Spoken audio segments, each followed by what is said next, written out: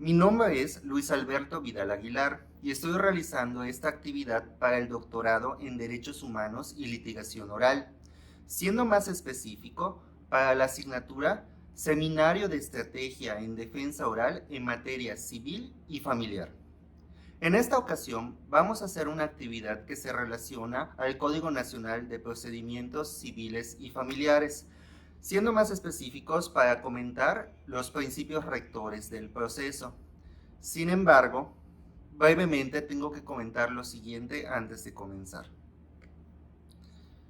Primero, los principios rectores se encuentran en el Código Nacional de Procedimientos Civiles y Familiares, el cual fue publicado en el Diario Oficial el día 7 de junio de 2023.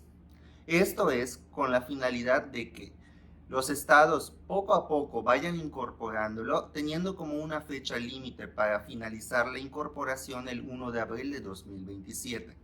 Ahora, para poder proceder a la actividad, tenemos que responder algunas preguntas planteadas, por lo cual daremos paso a la actividad a continuación.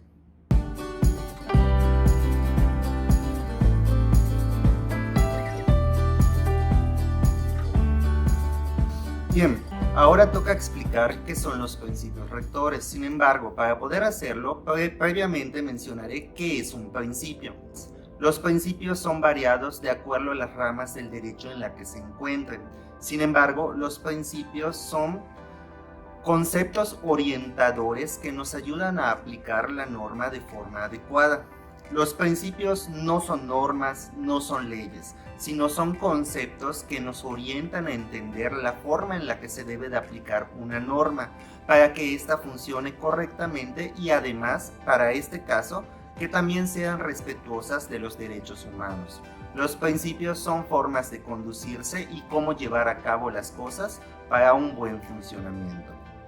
Una vez aclarado esto, se menciona que en esta actividad se deben de lograr dos objetivos. Primero, explicar cada uno de los principios rectores del procedimiento familiar y civil que se encuentran en el Código de Procedimientos Nacional.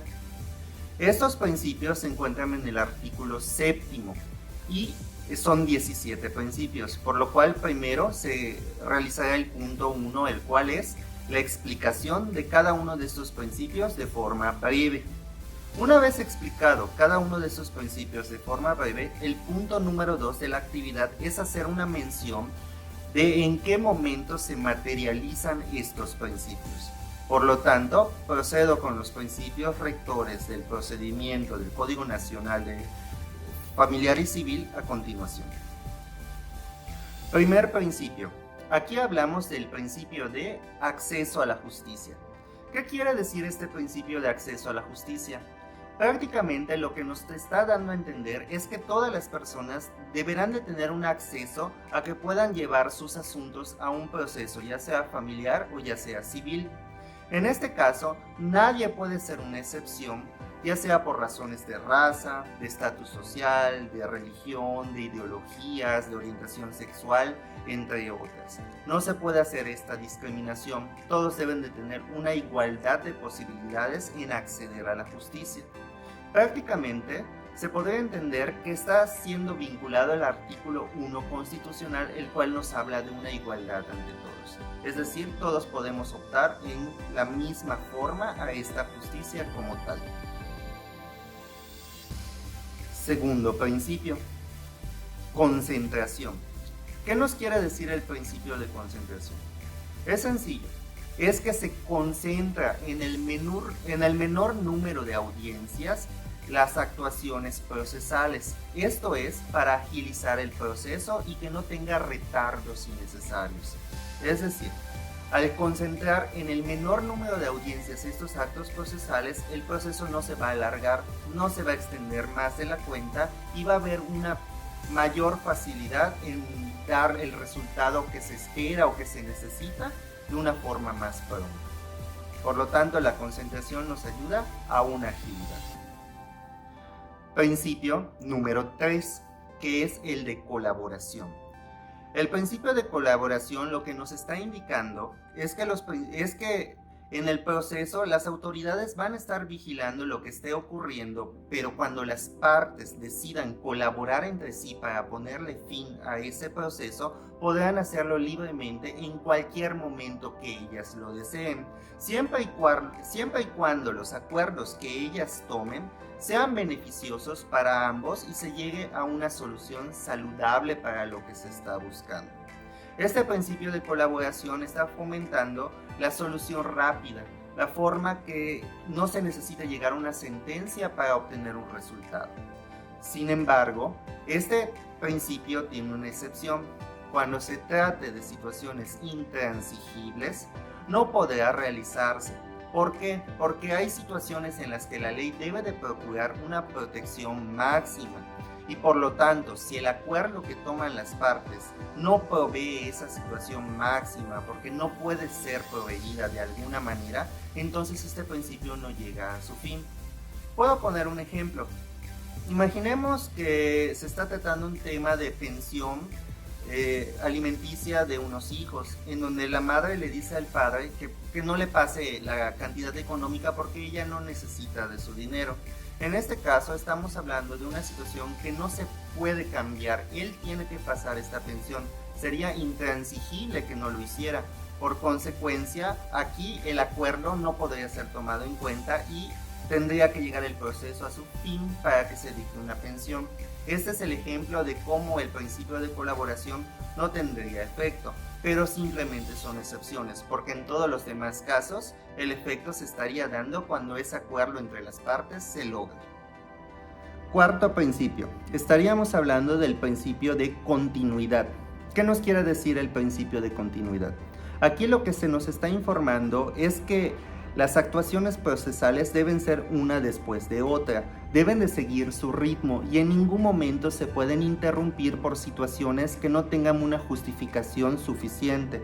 Es por eso que la continuidad nos garantiza que el proceso no se va a detener sin motivo alguno o sin razones. Estas siempre tienen que seguir avanzando hasta su fin por esa continuidad que se garantiza. El quinto principio sería el principio de contradicción. Este principio de contradicción es muy importante porque nos está garantizando que tanto una parte como la otra tendrán derecho a ser escuchadas. Este principio es fundamental para poder tomar acuerdos y poder expresar sus necesidades y posibilidades. El principio de contradicción nos garantiza un debate entre las partes de forma sana en donde ambos podrán hacerse escuchar y sentir que están contribuyendo con el proceso. El sexto principio sería el principio de dirección procesal. ¿Qué quiere decir el principio de dirección procesal? Acá lo que se nos está indicando es que las autoridades son las únicas que pueden llevar a cabo el manejo de este proceso. Son los intervinientes que apoyarán a las partes a lograr atravesar el proceso de forma adecuada y de forma correcta, tanto en la primera instancia como en la segunda instancia. No lo puede hacer algún tercero, nadie ajeno al proceso más que ellas. Eso es lo que quiere decir el principio de dirección procesal. El séptimo principio sería el principio de igualdad procesal. ¿Qué quiere decir este principio? De alguna manera, este principio se relaciona un poco al principio de acceso a la justicia, solo que mirándolo desde otro ángulo. Igual habla de igualdad, pero aquí durante el proceso, en donde se le debe de dar un trato igual a todas las partes sin importar cuál sea su condición o situación. Esto es para tener una transparencia y un trato justo y no discriminatorio para ninguno de los intervinientes. El siguiente principio, que es el octavo, nos habla del principio de inmediación. El principio de inmediación nos quiere hacer saber que siempre debe de haber un contacto directo entre el juzgador y las partes. Esto es para poder apreciar con mayor facilidad cuáles son los gestos, las formas de hablar, las expresiones, las intenciones que se están desahogando en el proceso. Por lo tanto, el juzgador siempre tiene que tener un contacto inmediato con las partes. No lo puede hacer a través de un tercero. No puede delegar funciones en alguien más para que interactúe con las partes por este principio de inmediación. Y así como debe de tener un contacto directo con las partes, también tendrá que tener un contacto directo con las pruebas que se estén mostrando en el proceso, con la misma finalidad, una apreciación de primera mano. Ahora tenemos el principio 9, que es el interés superior de la niñez, y a mi parecer es uno de los principios más importantes del proceso, porque acá se le está protegiendo a los niños sobre la situación que se pueda estar dando en el proceso que les desfavorezca. ¿Qué quiere decir? Hay que tener un interés máximo y protegerlos aún más. No es que se esté dando una desigualdad con las personas que no son infantes, sino que cuando se trata de los infantes debemos de tener un especial cuidado porque sus necesidades son diferentes y pueden ser sensibles a determinadas situaciones. Por esto este principio lo que busca es no exponerlos ni arriesgarlos de ninguna manera. Es ese extra que está ofreciendo para cuidar a una persona en una situación de vulnerabilidad como lo es ser un infante. El siguiente principio nos habla del impulso procesal. ¿Qué quiere decir esto? Este principio nos está garantizando algo muy importante. Nosotros ya habíamos mencionado que existe el principio de dirección procesal, que es en el que la autoridad es la única que puede mover el proceso y darle seguimiento, porque son los que están autorizados para seguirlo o atenderlo. Sin embargo, el principio de impulso procesal nos garantiza que las partes pueden pedirle a la autoridad, en el caso que observen que el proceso se está deteniendo de alguna manera injustificada, que avance. Las partes pueden estar impulsando el proceso muy independientemente a que las autoridades no lo estén moviendo. Esto es como un trabajo complementario. Las autoridades son las encargadas de hacer que el proceso camine porque son los autorizados para ello. Sin embargo, en el punto en el que el proceso se esté deteniendo por una u otra razón, el principio de impulso procesal podrá ser invocado por las partes para que este proceso no se detenga y puedan seguir avanzando. Por eso yo digo que de alguna manera es un complemento. Como siguiente principio también tenemos el principio de lealtad procesal. ¿Qué quiere decir esto?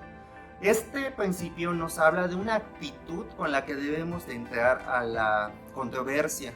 ¿Por qué? Porque el principio de lealtad procesal lo que nos está pidiendo es que actuemos de la mejor manera posible, tratando de invocar siempre una buena fe en nuestros actos. ¿Por qué? Ya sea de una situación civil entre las personas o en una situación familiar que es también muy delicado porque se cuidan derechos importantes para la vida diaria, nosotros tenemos que llegar con la mejor actitud e intentar no tergiversar el proceso, siendo engañosos, diciendo cosas que no son, presentando pruebas irreales o simplemente entorpeciendo estas relaciones civiles y familiares. Cuando nosotros vamos al proceso, tenemos que ir con la mejor intención para resolver nuestra controversia, que busquemos una justicia en donde nosotros salgamos satisfechos, pero también la otra parte salga protegida. Por lo tanto, se espera una conducta de buena fe. Eso es lo que está buscando el principio de lealtad procesal. El siguiente principio sería el principio de litis abierta. ¿Qué quiere decir esto? Este es un principio muy interesante porque nos habla de que las partes van a poner una demanda y se va a dar una contestación a la demanda y se va a empezar a tratar un tema el cual ellos plantearon.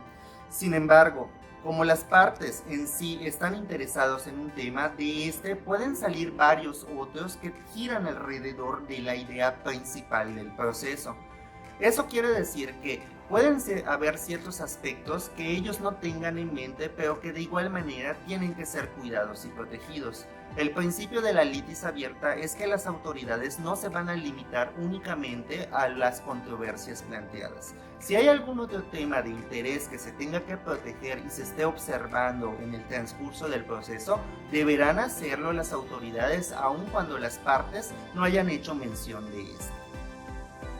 El siguiente principio que tenemos es el principio de oralidad, y creo que este es un principio muy básico para este nuevo sistema de procedimientos civiles y familiares, la oralidad, porque esto es algo que lo cambia todo.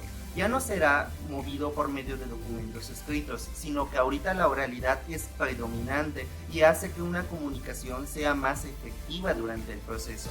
No solo agiliza el proceso, que esto influye tanto en principios de continuidad, sino que también hace que haya una mayor comunicación entre el juzgador y las personas intervinientes, lo que también afecta al principio de inmediación. Es decir, el principio de oralidad lo que nos da a garantizar es que vamos a tener una comunicación más efectiva en todos los aspectos. El siguiente principio que tenemos es el principio de perspectiva de género. ¿Qué quiere decir este principio de perspectiva de género? A mi parecer, este principio también es muy importante, sobre todo por las situaciones que se viven actualmente, en donde existen desigualdades por situaciones de género. Este principio protege tanto a las mujeres como a los hombres según sea el caso, para que se les trate con igualdad y respeto en el proceso, ya sea porque se esté dando una situación en donde la mujer esté en un estado vulnerable o viceversa, el hombre se encuentra en un estado vulnerable, ya sea por situaciones sociales o ideologías. Es por tanto que el proceso debe de cuidar esta perspectiva de género para atender los casos específicos que en las sociedades se presentan con respeto, con la protección a los derechos humanos y con la igualdad sin discriminación. Siguiente principio, que sería el principio de preclusión. Este principio es muy sencillo, lo que nos está indicando es una garantía de que si no hiciste un acto necesario en el momento oportuno, después no podrá hacerse porque ya habrá precluido. Es decir, hay que aprovechar la oportunidad y desahogar todo lo posible en cuanto a las actuaciones procesales, porque de lo contrario el tiempo habrá pasado y no podemos estarle dando vueltas al asunto una y otra vez de forma indefinida, porque eso retardaría también el proceso. Por lo tanto, este principio también impacta en un principio de agilidad, de continuidad, de concentración, porque lo que no hiciste en el momento oportuno no podrá ser hecho de forma posterior, esto para que el proceso no sea tardado y no se retrase de forma negligente.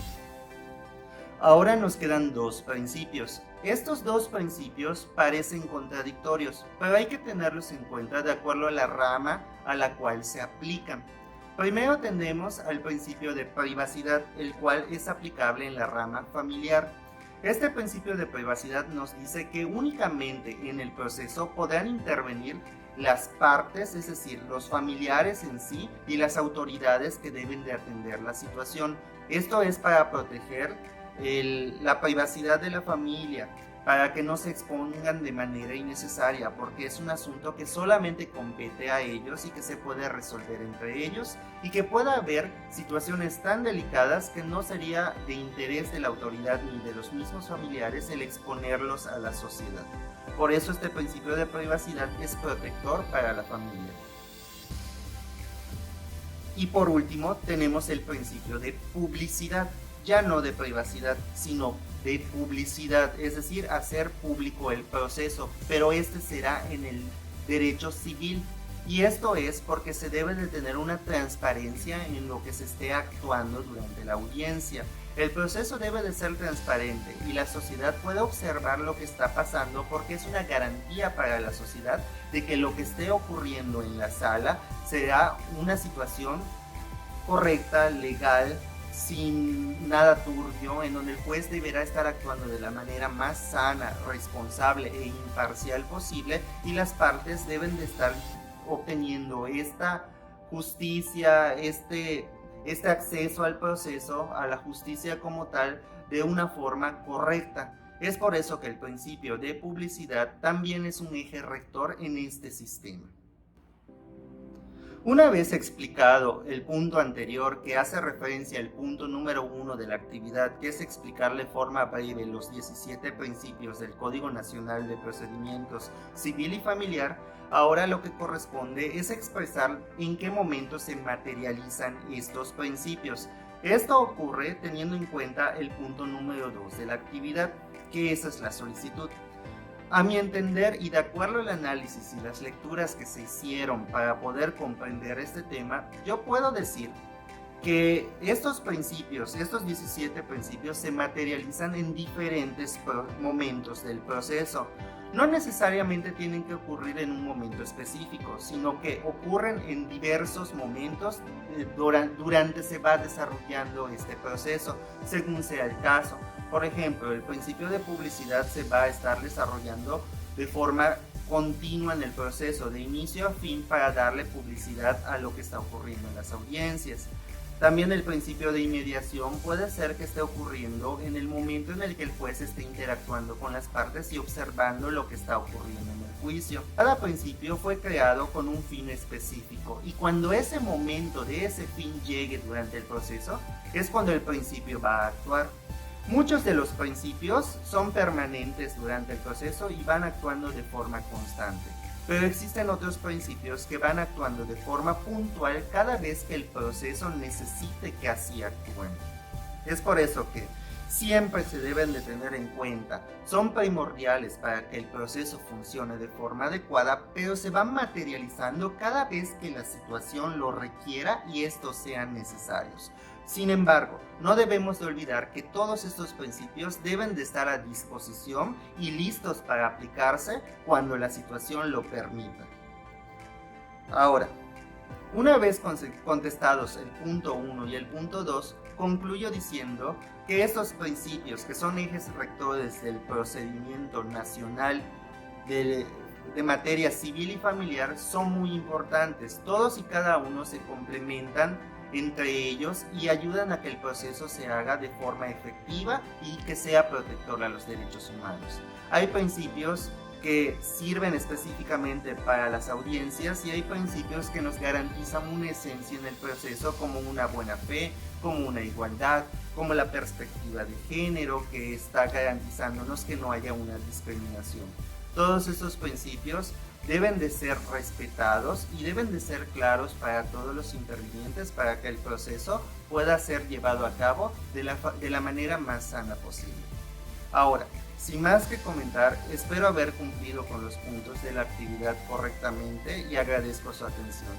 Y espero que nos podamos ver en un futuro video.